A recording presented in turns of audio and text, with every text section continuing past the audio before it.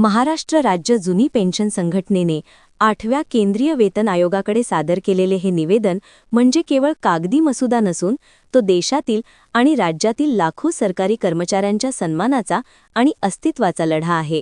या निवेदनात मांडलेले 10 मुद्दे अत्यंत सविस्तर आणि प्रभावीपणे खालीलप्रमाणे स्पष्ट करता येतील, जे कर्मचाऱ्यांच्या भविष्याची नवी दिशा ठरवतील। 1.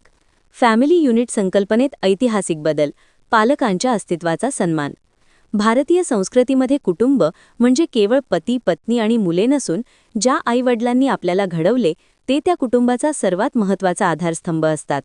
सद्यस्थितीत सरकारी नियमानुसार फॅमिली युनिटमध्ये फक्त 4 सदस्य म्हणजे पती-पत्नी आणि 2 मुले गृहीत धरले जातात।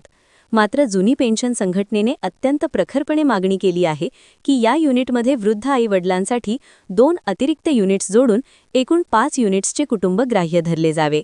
या बदलाचा थेट परिणाम कर्मचाऱ्यांच्या किमान वेतनावर होईल। जेव्हा 5 युनिट्सचा खर्च गृहीत धरला जाईल तेव्हा साहजिकच वेतन निश्चितीचा आधार वाढेल आणि फिटमेंट फॅक्टरमध्ये मोठी वाढ होईल।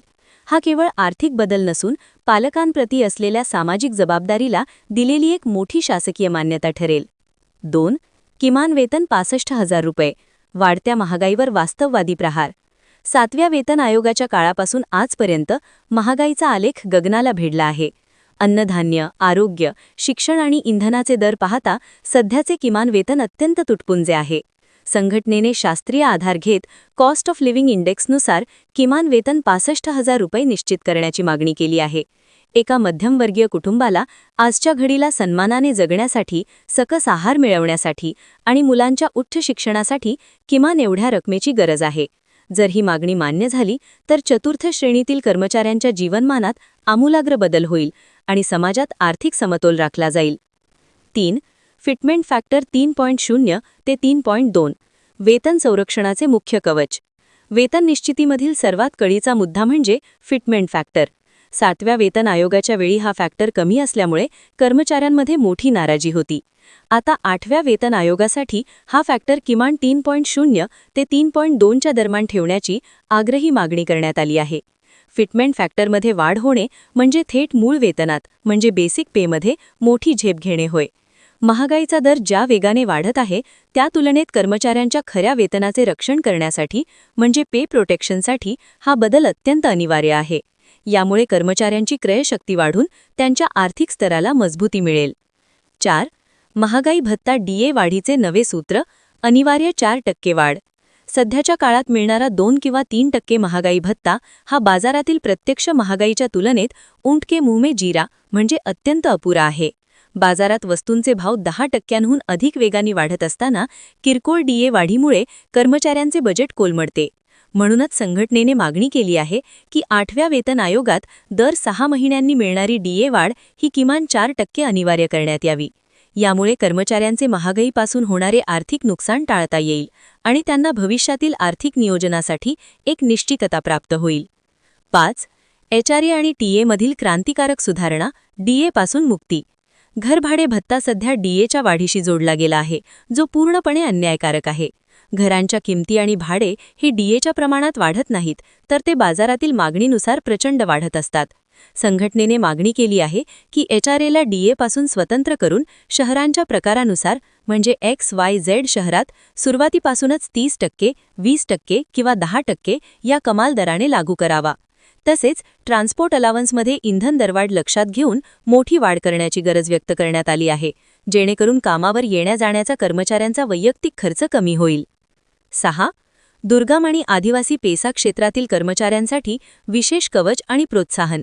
जे सरकारी कर्मचारी राज्याच्या अत्यंत दुर्गम भागात, डोंगराळ प्रदेशात किंवा आदिवासी पेसा क्षेत्रात आपली सेवा बजावतात त्यांना अनेक नैसर्गिक, भौगोलिक आणि भौतिक आव्हानांचा सामना करावा लागतो। या भागात वाहतुकीच्या सोयींचा अभाव, आरोग्याच्या अपुऱ्या सुविधा आणि दळणवळणाची कठीण साधने यामुळे कर्मचाऱ्यांचे जीवन कष्टाचे होते।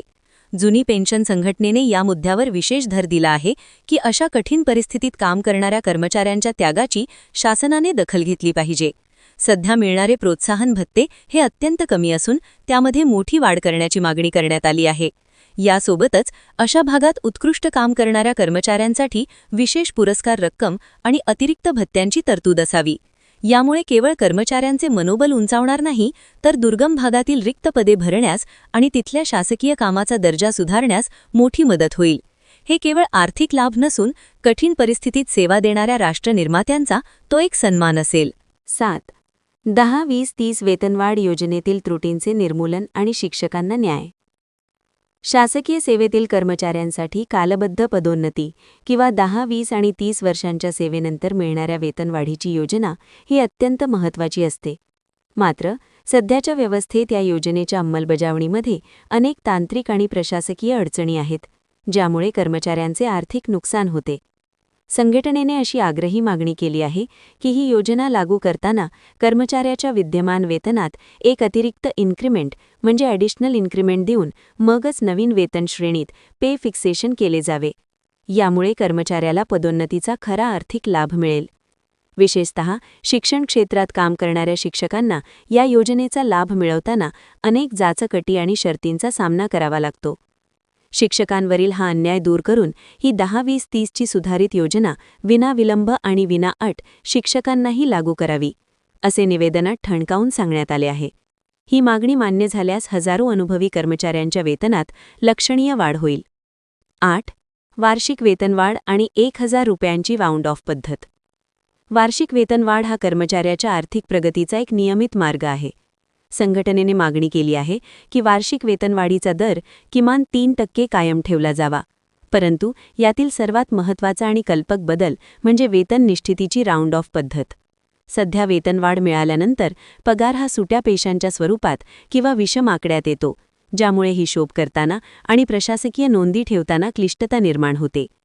संघटनेने प्रस्तावित केले आहे की वार्षिक वेतनवाढ मिळाल्यानंतर येणारे वेतन हे पुढच्या 1000 रुपयांच्या टप्प्यावर म्हणजे नेक्स्ट राऊंड फिगरवर निश्चित केले जावे. उदाहरणार्थ, जर एखाद्या कर्मचाऱ्याची वेतनवाढ झाल्यानंतर पगार 62,300 रुपये होत असेल तर तो थेट 63,000 रुपये निश्चित करावा. यामुळे केवळ कर्मचाऱ्यांना किरकोळ आर्थिक फायदा होणार नाही, तर संपूर्ण वेतन वितरण प्रणालीमध्ये सुसूत्रता, पारदर्शकता आणि सुटसुटीतपणा येईल. प्रशासकीय कामाचा भार कमी करण्यासाठी आणि कर्मचाऱ्यांच्या आर्थिक लाभासाठी ही पद्धत अत्यंत फायदेशीर ठरेल. 9. जुनी पेन्शन योजना OPS कर्मचाऱ्यांचा जन्मसिद्ध हक्क. या संपूर्ण निवेदनाचा सर्वात महत्त्वाचा आणि संवेदनशील मुद्दा म्हणजे जुनी पेन्शन योजना पूर्णपणे लागू करणे. NPS किंवा UPS या योजना कर्मचाऱ्यांच्या म्हातारपणाची काठी होऊ शकत नाहीत, अशी कर्मचाऱ्यांची ठाम धारणा आहे. OPS लागू करण्यासोबतच एन्हान्स्ड फॅमिली पेन्शन ही 50% दराने आयुष्यभर देण्यात यावी आणि ती 7 वर्षांनंतर 30% आणली जाऊ नये, ही मागणी निवेदनाचा आत्मा आहे. निवृत्तीनंतरचे जीवन सन्मानाने जगण्यासाठी OPS हाच एकमेव पर्याय असल्याचे संघटनेने पुन्हा एकदा ठणकावून सांगितले आहे. 10. NPS आणि UPS मधील सुधारणांचे अंतिम अस्त्र. जोपर्यंत सरकार पूर्णपणे जुनी पेन्शन लागू करत नाही, तोपर्यंत अस्तित्वात असलेल्या योजनांमध्ये तातडीने बदल करणे गरजेचे आहे. NPS मध्ये शासनाचे योगदान 18.5% करावे आणि किमान 10% वार्षिक हमी परतावा द्यावा. तसेच UPS मध्ये कर्मचाऱ्यांचा 10% हिस्सा कपात करणे थांबवून तो त्यांना परत करावा आणि पेन्शनची गणना 12 महिन्यांच्या सरासरीऐवजी शेवटच्या वेतनावर आधारित असावी. याशिवाय परफॉर्मन्स बेस्ड स्पेशल इन्क्रिमेंट पुन्हा सुरू करून कार्यक्षम कर्मचाऱ्यांचा गौरव करावा, अशीही मागणी करण्यात आली आहे. या 10 सविस्तर मागण्यांवर आता 8वा वेतन आयोग काय भूमिका घेते यावर केवळ सरकारी कर्मचाऱ्यांचेच नव्हे, तर त्यांच्यावर अवलंबून असलेल्या लाखो कुटुंबांचे आणि वृद्ध पालकांचे भवितव्य अवलंबून आहे. सरकार या मागण्यांकडे केवळ खर्च म्हणून न पाहता सामाजिक गुंतवणूक म्हणून पाहिल, अशी संपूर्ण कर्मचारी वर्गाला आशा आहे. अशाच नवनवीन आणि सविस्तर बातम्यांसाठी पाहत रहा MX मराठी न्यूज.